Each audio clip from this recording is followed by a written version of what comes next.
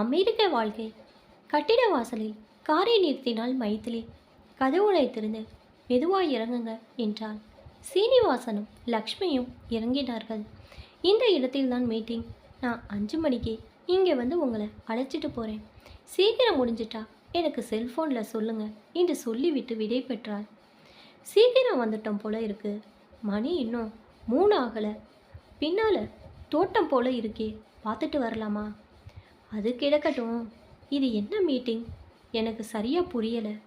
அன்னைக்கு மாலில் பார்த்தோமே, வைஷ்ணவின்னு ஒரு பொண்ணு அமெரிக்காவில் வாழ்கிற இந்தியர்களின் வாழ்க்கையை பற்றி அவள் ஆராய்ச்சி பண்ணுறாளாம். நம்ம எல்லாம் கேள்வி கேட்டு ஒரு கட்டுரை எழுதி கொடுக்க போகிறாளாம். என்ன கேள்வி கேட்டா? எனக்கு பேச தெரியாது, கையும் காலும் உதறும். நீங்களே பேசி சமாளிச்சிடுங்க ப்ளீஸ். நேரமாயிட்டே போகிறது, வாங்க மீட்டிங்க்கு போகலாம்.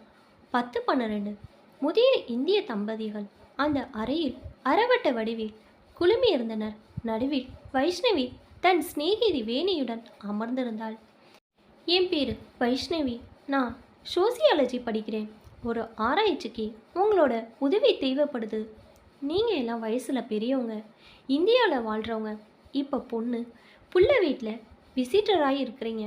உங்கள் பார்வையில் அவங்க எப்படி வாழ்கிறாங்க, அதில் உங்களுக்கு பிடிக்காத விஷயம் என்னன்னு தெரிஞ்சுக்க ஆசைப்பட்றேன். உங்கள் வீட்டுக்கே வந்து இன்டர்வியூ எடுத்திருக்க முடியும். ஆனால் உங்களால் வீட்டில் மனம் திறந்து பேசுகிறது சரியாக வராதுன்னு இந்த ஏற்பாடு.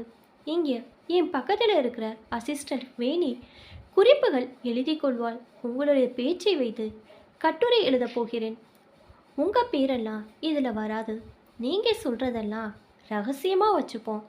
தைரியமாக மனதில் உள்ளதை பேசுங்க. உங்களுக்கு என் ஆராய்ச்சி பற்றி ஏதாவது தெரிஞ்சுக்கணுமா? பீஸா ஹட் கூப்பன் தரதா சொன்னாங்க என்றார் ஒருவர். எஸ், கடைசியில் ஒவ்வொரு ஃபேமிலிக்கும் $10 மதிப்புள்ள ஒரு கூப்பன் தரப்போகிறேன். இது உங்கள் நேரத்துக்காக எங்கள் சோசியாலஜி டிபார்ட்மெண்ட் கொடுக்குற சின்ன அன்பளிப்பு. இப்போ பேச தொடங்கலாமா? அமெரிக்காவில் வாழ்கிற இந்தியர்களோட வாழ்க்கையில் உங்களுக்கு கண்ணில் படுற விஷயங்களை சொல்லுங்கள். யார் வேணால் முதல்ல பேசலாம். ஒரு பெண்மணி சொன்னால் பிடிக்காத விஷயம் நிறையா இருக்குது. பொண்ணுங்க இங்கே வந்ததும் முடிய வெட்டுறாங்க, நெத்தியில் பொட்டு வைக்கிறத நிறுத்திடுறாங்க, புடவை அதிகம் கட்டுறதில்ல, பேண்ட் ஷர்ட் போடுறாங்க. இதை தொடர்ந்து பல குரல்கள் எழுந்தன. பார்ட்டின்னு அலையிறாங்க. சாயங்காலம் ஃப்ரெண்டு வீட்டில் டின்னர் பார்ட்டினா மத்தியானம் லஞ்சு சாப்பிடாமல் காயிறாங்க. சாப்பாட்டை சாப்பிடும் விதம் டேபிளில் பரத்திடுறாங்க. எல்லோரும் இடது கையால் எடுத்துக்கிறாங்க. பார்ட்டியில் சாப்பாட்டை தட்டில் வச்சுட்டு சாப்பிட்றாங்க. ரசத்தை ஊற்றிக்கிட்டு எப்படிங்க நின்றுக்கிட்ட திங்கிறது? மேலே கீழெல்லாம் சிந்திடுது. வீட்டில் கார்பட்டுன்னு வீட்டு தரையை மூடிடுறாங்க. குளிர் காலுக்கு இதமாக இருக்குது சரிதான், பட்டுன்னு ஒரு பக்கெட் தண்ணீர் விட்டு கழுவ முடியலை. வேக்கம் ஷாம்புண்டு அழுகையும் சோப்பையும் வச்சு தேய்ச்சிடுறாங்க. குழந்தைகளை சுத்தமாக வச்சுக்கிறது போராதுங்க, டயப்பர்னு ஒன்றை மாட்டி விடுறாங்க. அடிக்கடி மாற்றுறதில்ல. டயப்பர் விலை ஜாஸ்தி, இன்னும் போவட்டும்னு விட்டுடுறாங்க. குழந்தைய தூக்க முடியாமல் கணக்குது. குழந்தைய விட டயப்பர் கணம் அதிகமாக இருக்குது. நாமளும் தான் ஊரில் குழந்தை வளர்த்துருக்கோம். அப்பப்போ தண்ணீர் போட்டு கழுவி விடலை. பண்டிகையில் சரியாகவே கொண்டாடுறதில்ல. வேலை தப்பி வேலையில் இல்லாட்டி இன்னொரு நாளில் கொண்டாடுறாங்க. காசுன்னு அலையிறாங்க. என் பொண்ணை பாருங்க, ஏதோ புருஷன் சம்பாதிக்கிறான்னு வீட்டில் இருந்து குழந்தைய பார்த்துக்காம பார்ட் டைம் ஜாப்க்கு போகிறா. நாங்கள் இல்லாட்டி அவள் காசு பேபி சிட்டருக்கு தான் சரியாக இருக்கும். சரியில்லை. வெளியே போகணுன்னா பொண்ணு பிள்ளைய தொந்தரவு பண்ண வேண்டியிருக்கு. வைஷ்ணவி தலையை சுழட்டி எல்லாரையும் பார்த்தாள். லக்ஷ்மி சீனிவாசன் பொறுமையாக கேட்டுட்டு இருக்கீங்க, நீங்கள் ஒன்றும் சொல்லலையே. அவளுக்கு பதிலாக நான் என்று சீனிவாசன் சொல்ல, நானே பேசுகிறேன் என்று லக்ஷ்மி எழுந்தாள். நானும் இங்கே 6 மாதமாக என் மருமகளோடு இருக்கேன். பல பார்ட்டிகளுக்கு போய் பல பேரை சந்திச்சிருக்கேன். இங்குள்ள பிடிக்காத விஷயங்கள் பற்றி எல்லோரும் பேசுனதை கேட்டேன். இதை நம்ம எந்த கோணத்தில் பார்க்குறோங்கிறது ரொம்ப முக்கியம். இங்கே வர நம்ம இந்திய பெண்கள் பல விஷயங்கள் கற்றுக்க வேண்டியிருக்கு. சமையல், குடும்பம், வரவு செலவு, பேங்க், கார் டிரைவிங், முதலீடுகள், கல்வி, வேலை, குழந்தை வளர்ப்பு, விருந்து உபசாரம், இப்படி எல்லாத்துலேயும் புகுந்து புறப்பட வேண்டியிருக்கு. அதனால் ஊருக்கு தகுந்தாப்புல சில மாற்றங்கள் தேவையாக இருக்குது. காலையில் எழுந்து வேலைக்கு போகிறவன் தலையை சீவி பின்னிக்கிட்டா இருக்க முடியும்? முடிய வெட்டிட்டா பராமரிக்க சுலபமாக இருக்குது. வெளியே போகணுன்னா என் மருமக ஒரு நிமிஷத்தில் தலையை ஃப்ரெஷ் பண்ணிட்டு கிளம்பிடுவா. பொட்டை ஏன் வச்சிருக்க, ஏன் இன்னைக்கு வைக்கல? இந்த கேள்விக்கெல்லாம் ஆஃபீஸில் பதில் சொல்லிக்கிட்டு இருக்காம பொட்டு வைக்காம ஆஃபீஸ்க்கு போகிறாங்க. அதோடு இல்லை, பொட்டு வச்சா அவள் இந்தியன், புடவை கட்டினா கார் ஓட்டுறது கஷ்டமாக இருக்குது, ஆஃபீஸில் மிஷினில் புடவை சிக்கிக்காமல் இருக்க பேண்ட் போட்டுக்கிட்டு போகிறாங்க. நம்ம பண்டிகை வாரம் நல்ல வந்தால் இங்கே கொண்டாடுறது கஷ்டம், அதுக்கு இங்கே லீவு கிடையாது. ஆனால் இந்தியாவில் பண்டிகைன்னு லீவு தராங்க, எல்லாம் கொண்டாட முடியுது. அதனால் இங்கே வார இறுதியில் கொண்டாடுறதுன்னு வச்சுருக்காங்க. இந்த ஊர் கோயில்லையே அப்படி தான் பண்ணுறாங்க. அதில் தப்பு இல்லை, பஃபே சாப்பிடுன்னு தப்புன்னு சொல்ல மாட்டேன்.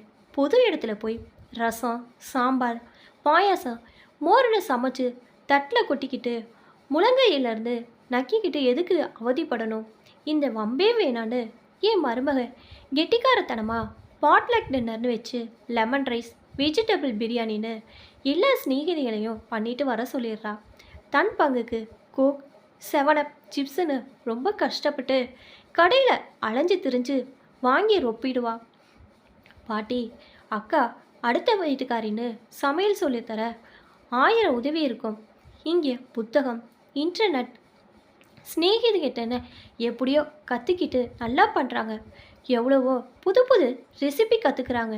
இன்றைக்கி லஞ்சுக்கு என் மருமக ஃப்ரிட்ஜில் மிஞ்சின கறிக்காயெல்லாம் வெட்டி போட்டு ஒரு சாலட் பண்ணினா, பேர் மறந்து போச்சு, சூப்பராக இருந்தது. இதை நான் ஊரில் போய் சொல்ல போகிறேன். அங்கே கோயம்பேடு கறிக்காய் மார்க்கெட்டில் அழுகி போச்சு. எவ்வளோ கறிக்காயை வீணாக குப்பையில் போடுறாங்க தெரியுமா? குழந்தையோட படிப்பில் ஆர்வமாக இருக்காங்க.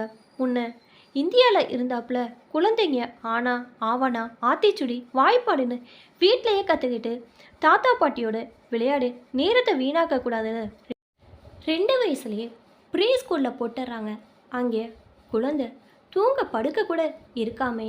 இங்கே படிப்புக்கு வயசு ஒரு கணக்கே இல்லை. நம்ம ஊரில் காலேஜ் முடிச்சிட்டா புத்தக பைய பரண்டில் போட்டுடுறாங்க. இங்கே ஈவினிங் காலேஜில் எவ்வளோ பேர் புதுசாக கற்றுக்க வாய்ப்பு இருக்குது. டிஃபன், டின்னர் நேரத்தை வேஸ்ட்டு பண்ணாமல் என் மருமக வாரத்துக்கு 4 நாள் காலேஜுக்கு போய் செராமிக் கப் செய்ய கற்றுக்கிறா. பாதி நாளுக்கு யோகா. கல்வியோட அருமை தெரிஞ்சவங்களுக்கு இங்கே உள்ள பெண்களுக்கு எல்லாம் சும்மா வருமா? காசு தேவையாக இருக்குது. நேரத்தை வீணாக்காமல் வேலைக்கு போய் காசு பண்ணுறது தப்பு இல்லை. Part time, full time, over time செய்ய வேண்டியிருக்கு. எனக்கும் படிப்பு இல்லையேன்னு வருத்தமாக இருக்குது. இருந்தால் ஜாலியாக வேலைக்கு போவேன். இப்படி தோசை, இட்லி, கொலக்கட்டை, வடை, முறுக்குன்னு சமையல் அறையிலே பழியாக கிடப்பேனா? சொல்ல மறந்துட்டேனே, இங்கே இந்திய கணவர்கள் பொண்டாட்டி சொன்னபடி கேட்குறாங்க. என் பிள்ளைய எடுத்துக்கங்களே. ஊரில் இருக்கச்ச கெஞ்சுவேன், ஒரு துரும்ப கூட கிள்ளி போட மாட்டான். இங்கே பாருங்க, குப்பையை கூடையில் கொட்டுறான், கறிக்காய் வெட்டுறான், அவசியம்னா சமையலும் செய்வானாம். கடைக்கு கூட போய் ஜாமானை தூக்கிட்டு வரான், வீட்டை வேக்யூம் பண்ணுறான், பொண்டாட்டிக்கு கார் கதவை திறந்து விடுறான். என் மருமக சாமர்த்தியமா எப்படி அவனை குச்சி இல்லாமலே ஆட வைக்கிறான்? கேட்டு தெரிஞ்சுக்க போகிறேன். பொதுவாக சொன்னால் அமெரிக்காவில் இந்தியர்கள் வாழ்க்கை சுலோபமாக மகிழ்ச்சியாக பயனுள்ளதாக இருக்குது என்பதுதான் நிஜம். மீட்டிங் முடிந்து எல்லோரும் புறப்பட்டார்கள். மைத்திரியின் வருகைக்கு காத்திருந்தார்கள் சீனிவாசனும் லக்ஷ்மியும்.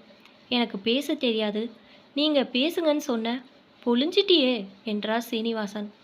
வைஷ்ணவினி கிட்ட யார் உட்கார்ந்துருந்தா தெரியுமா? வேணி. அவள் மைத்திரிக்கு பெஸ்ட்டு ஃப்ரெண்ட். அவள் அடிக்கடி நம்ம வீட்டுக்கு வந்து தெரிஞ்ச வம்பெல்லாம் அலசுறா.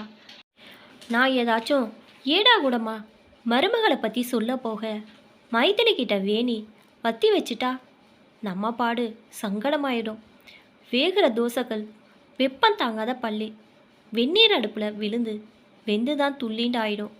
அதான் பொதுவாக பேசிட்டேன். மைத்திரி கார் வருது, என்ன பேசினாங்கன்னு கேட்டா ஏதாவது ஒளரி கொட்டி கிளறி மூடாதீங்க